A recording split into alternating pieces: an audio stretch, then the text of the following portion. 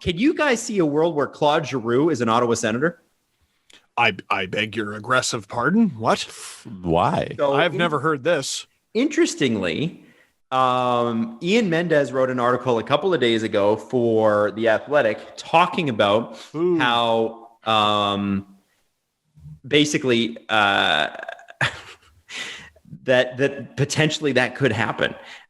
He said, we're going to explore the possibility of Claude Giroux being a fit with the Senators. The Flyers superstar's name is suddenly appearing on Sens Twitter and message boards with an increasing frequency over the past few weeks.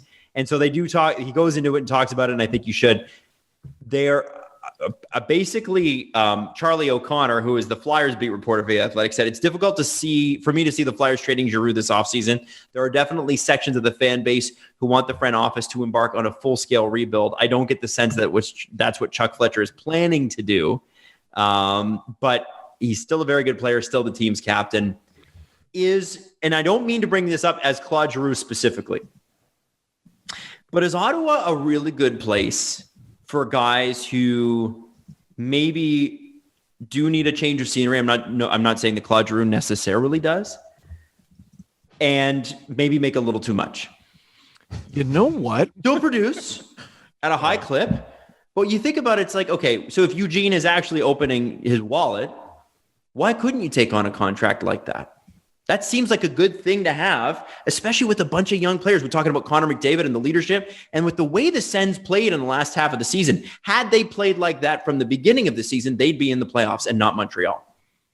You know what? I'm looking at the Sens right now.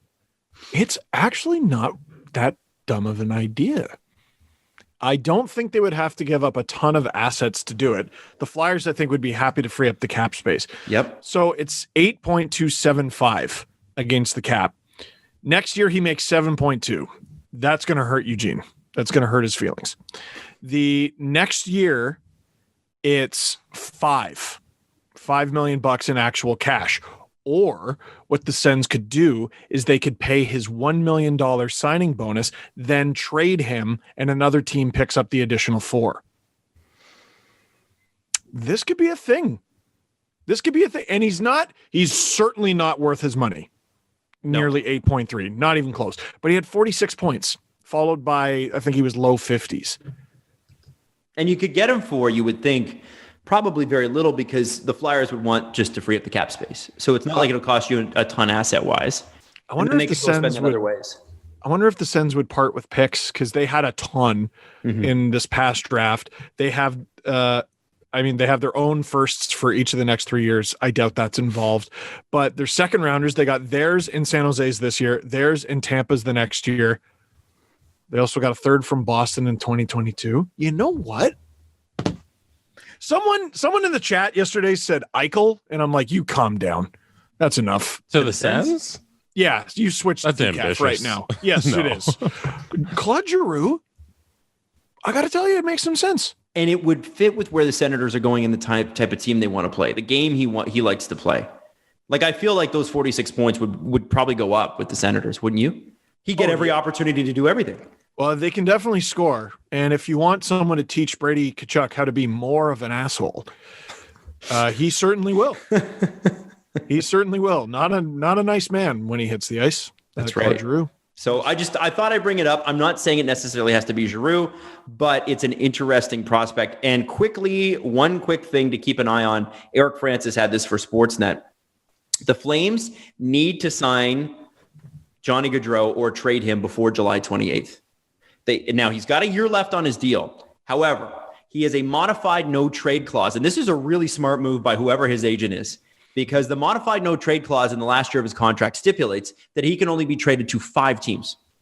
So as soon as free agency, which is July 28th this year, hits, if that's the date we're working with anyway, Johnny Gaudreau basically says to the Flames, re-sign me or trade me at well below market value to the team I want to go to. That's basically what happens.